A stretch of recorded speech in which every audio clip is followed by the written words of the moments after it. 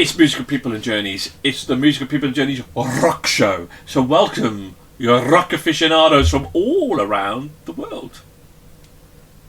Welcome to Trish, welcome to Paul. Our panel has been decimated by injuries on holidays or illnesses. So Dave, Cully and Andy couldn't be with us today, but they have voted. They have listened, they have voted. We do the latest rock albums, rate them out of 5. Will they get into our Hall of Fame? Today's offering is Bonfire, an album Higher Ground. Now, somebody who burns brighter than most people with his beautiful Welsh dialect and dulcet tones is none other than Paul Matthews. Paul, talk to me. Bonfire. Did it light up the night of your musical life? To a degree, yes. But it didn't roast any potatoes, that's the question. So many years ago, Nigel and I got to see Bonfire supporting Magnum.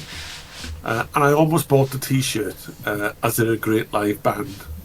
Back then, I only had enough cash for one t-shirt and Magnum won the day. So I deliberated over it because I thought, I'll see Magnum again. But I don't think I actually did. So... and that's the way it goes. Is this a Hammersmith? And so, I think it was at Guildford. Okay, wow.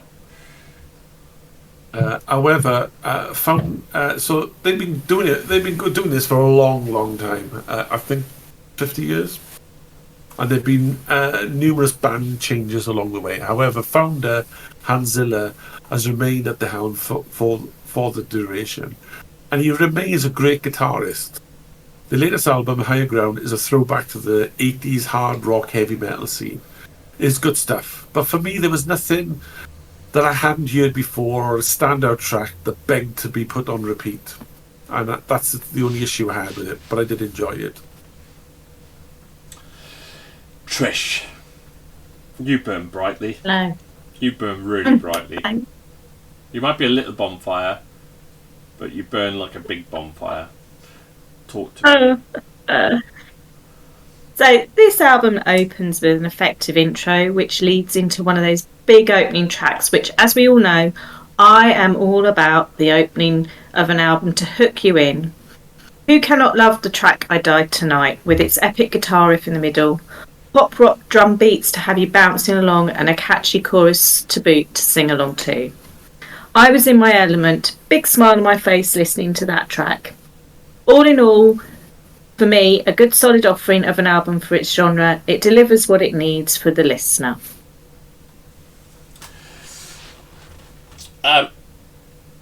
First of all, I have to listen to a lot of what we call generic 80s kind of bands to whittle down our final shortlist of what we do. And bands have got to stand out. And sometimes when I go back to bands for the 80s and 70s, I tend to go, cut them out. And the one or two tracks I do listen to have to be bloody good for me to go, right, this sounds pretty good, and I'm going to put them in. So which is obviously what Bonfire did. And when I first listened to the album, I went, it's okay. It's a generic kind of 80s kind of rock album.